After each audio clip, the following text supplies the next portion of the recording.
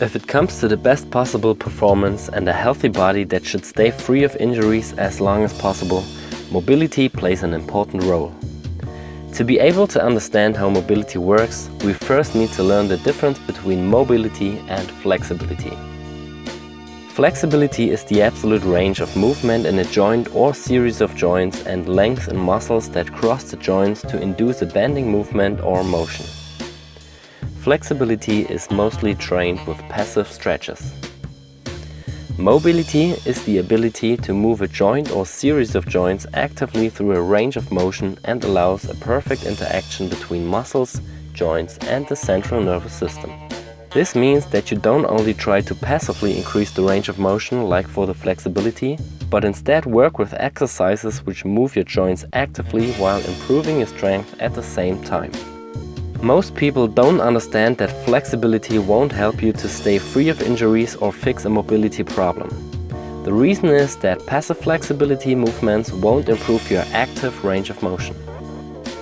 It's very important for our body to be able to move actively and free, and for that reason you need mobility training. But what happens to your body when your mobility is bad?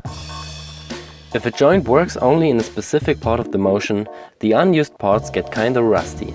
That means that an even distribution of pressures over the full range of motion is necessary to supply your joints in an optimal way.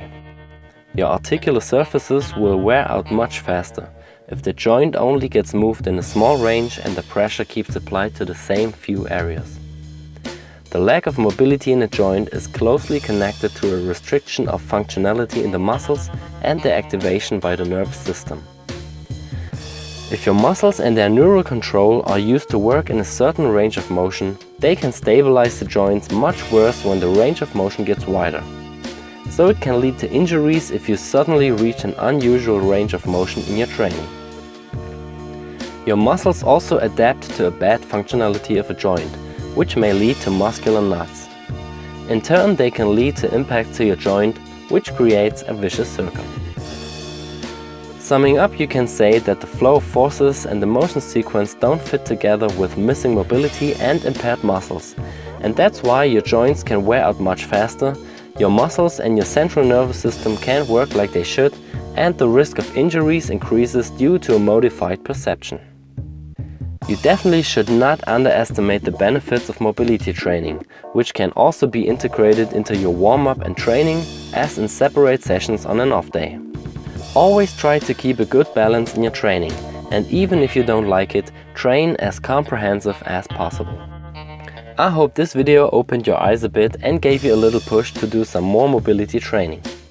If you have more questions, feel free to ask in the comments. See you soon, Alex.